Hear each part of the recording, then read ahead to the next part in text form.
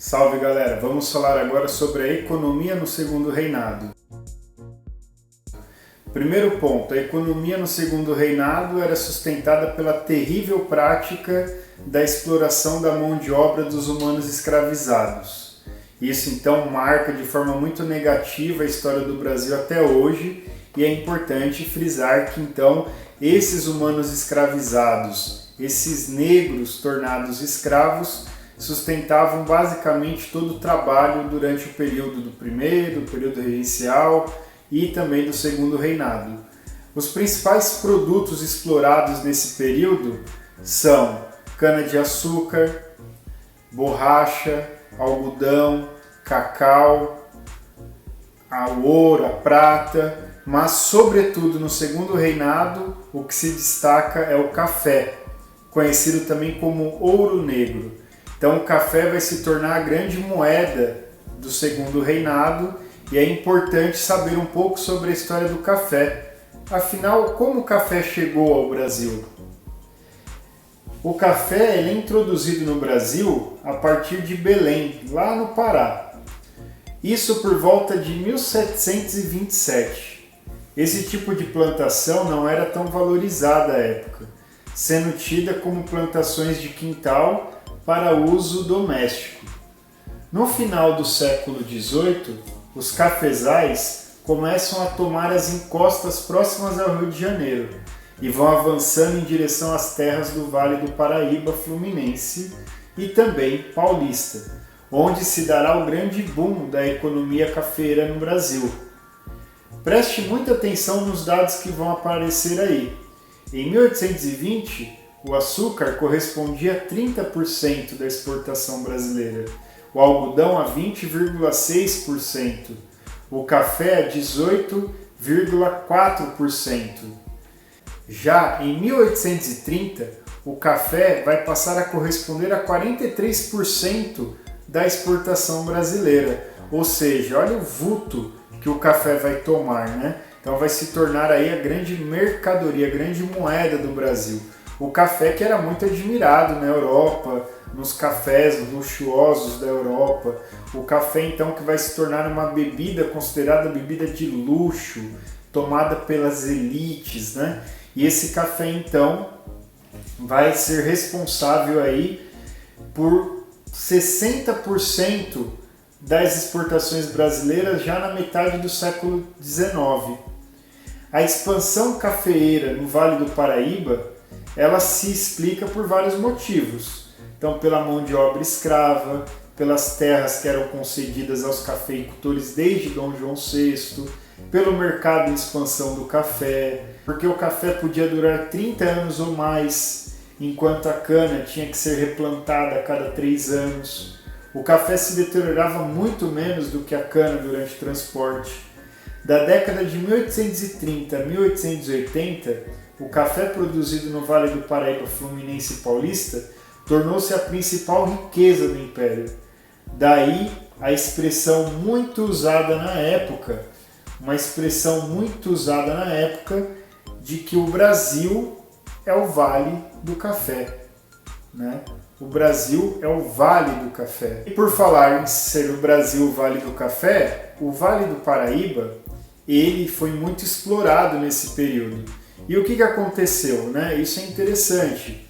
A exploração demasiada do café daquelas terras foi gerando problemas na terra. Então, por exemplo, as encostas que vinham abaixo, a monocultura que vai empobrecendo o solo. E aí essa região começou a produzir menos café.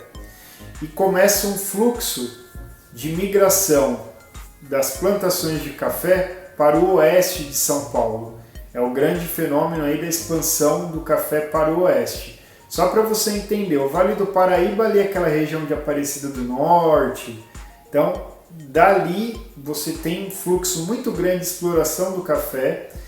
Esse processo vai empobrecer na terra, há uma diminuição dessa produção e aí, consequentemente, você tem uma expansão para as terras roxas, como se costuma dizer, para as terras férteis a oeste paulista.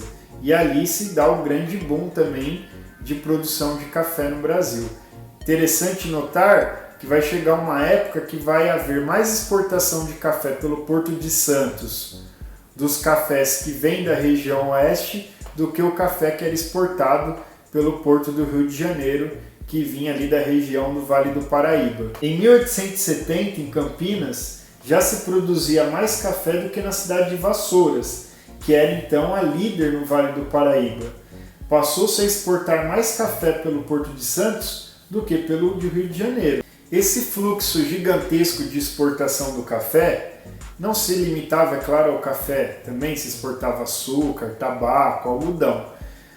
O que é interessante notar, a economia brasileira então podia ser resumida à época: a exportação, portanto, fruto da agricultura, e a mão de obra escrava. Então, agricultura, mão de obra escrava e exportação desses produtos primários. Assim se constituía a base da economia no Brasil à época. Esse contexto de Brasil, de exploração da terra, de latifúndios e de monocultura, também marca a conjuntura política brasileira. Daí se entender as grandes propriedades de terra na mão de poucas pessoas, né? Daí as oligarquias agrárias, né? Os latifúndios. Esse movimento todo vai sofrer uma mudança histórica, sobretudo a partir das mudanças legais que vão ocorrer no Brasil, ligadas aí à questão da vinda dos imigrantes europeus e os processos que vão aí culminar depois com a abolição da escravidão no Brasil. Então, nesse sentido, cabe destacar alguns aspectos. Então, primeiro, em 1850 vai se dar a proibição do tráfico negreiro, com a Lei Eusébio de Queiroz. Isso vai tornar ali então a mão de obra escrava mais cara, o que vai gerar uma abertura para a vinda dos imigrantes europeus. A vinda dos imigrantes europeus, nós vamos falar disso com mais detalhes e também vamos falar com mais detalhes da questão desse processo do fim da escravidão. E tudo isso, ainda dentro do ponto de vista econômico, é marcado pela chegada do trem. Como diz o Raul Seixas, né? Oi, oi o trem. Oi, oi o trem, vem surgindo de trás das montanhas azuis, olha o trem. Então, o trem que chega ao Brasil e muda a realidade brasileira. Por quê? O que acontece? O escoamento desses produtos era algo muito difícil. Então, imagine que para chegar aos portos, a viagem era feita em carros de boi, no lombo das mulas. Então, muitos produtos se perdiam. O tempo era muito longo de deslocamento dos produtos.